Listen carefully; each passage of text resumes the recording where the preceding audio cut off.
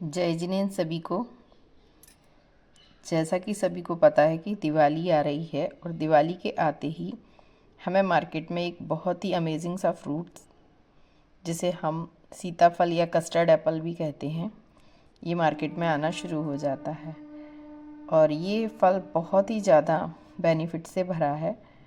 तो आज हम इसी सीताफल से किस तरह से एक बहुत ही टेस्टी स्वीट्स तैयार करेंगे, और उसके लिए मैं बहुत ज़्यादा चीज़ें भी नहीं, सिर्फ आप देख रहे होंगे हमारी प्लेट में सिर्फ 3 ही चीज़ें हैं बेसिक। ये 3 इंग्रेडिएंट के साथ आज हम ये एक बहुत अमेजिंग स्वीट बनाएंगे।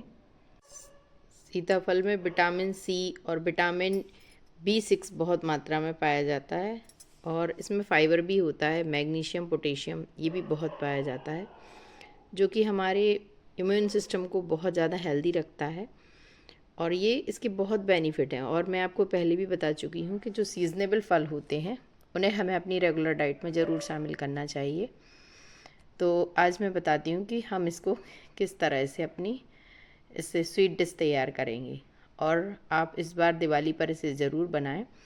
जब बनाकर अपने फ्रेंड और रिलेटिव्स को भी बहुत ज़्यादा इम्प्रेस कर सकते हैं आप इस रेसिपी को बनाकर। तो सबसे पहले ये सीताफल जो हमने लिया है ये बहुत अच्छे से पका होना चाहिए। मतलब पका का मतलब ऐसा होना चाहिए कि ना ही ज़्यादा ओवर अगर पका हुआ तो वो उसका टेस्ट ख़राब रहेगा।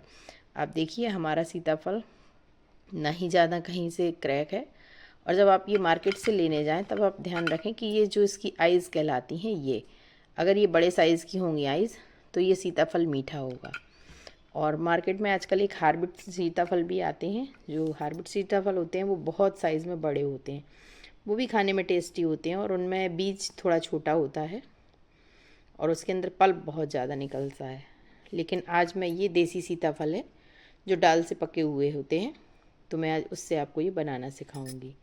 तो सबसे पहले हम इस सीताफल की क्रैक करने के बाद इसके ऊपर वाली ये स्किन है जो, इसको निकाल कर अलग करेंगे और पल्प में से बीज को अलग करेंगे। सबसे पहले हम ये अपने सीताफल को इस तरह से कट कर लेंगे बीच में से, ये देखिए,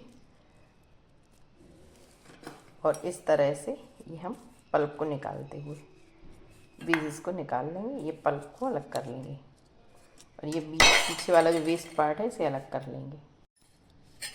ये देखिए, ये मैंने सीताफल का जो पल्प है ये इस तरह से निकाला है, और ये इसका वेस्ट इसको अलग से, आप चाहें तो इसे हाथ से भी मसल कर निकाल सकते हैं, या फिर अपने मिक्सर में से विस्क करके, एक मिक्सी में विस्क मोड होता है, आप उस पर भी डालकर ब्लेंडर में डालेंगे तो ये बीज अलग हो जाएंगे और ये पल्प अलग हो जाएगा। तो आप चाहें तो जिस तरह से भी, अगर आपको मिक्सर में दिक्कत होती है तो आप इस तरह से हाथ से मैश करके भी, ये देखिए ये बहुत आसानी से मैश हो जाता है, और इसे हम फिर छन्नी से रिमूव कर लेंगे। अगर आप चाहें तो ये देखिए एक इस तरह से स्विच होता है, इससे भी अपन कर सकते हैं। ये देखिए, ये मैंने विश मोड पर, ये मैंने आपको दिखाया था, ये वाला जो विप मोड होता है, इससे आप अगर इसको लगाकर और इस तरह से करेंगे तो ये देखिए एक भी बीज इसके अंदर ये पिसा नहीं है और पल्प अलग हो गया है। अब आप चाहें तो इसे हाथ से भी रिमूव कर सकते हैं या फिर इसे छान कर भी, तो मैं इसे हाथ से ही रिमूव कर ले रही हूँ। ये देखिए, ये हमारे बीज एक भी टूटे नहीं हैं।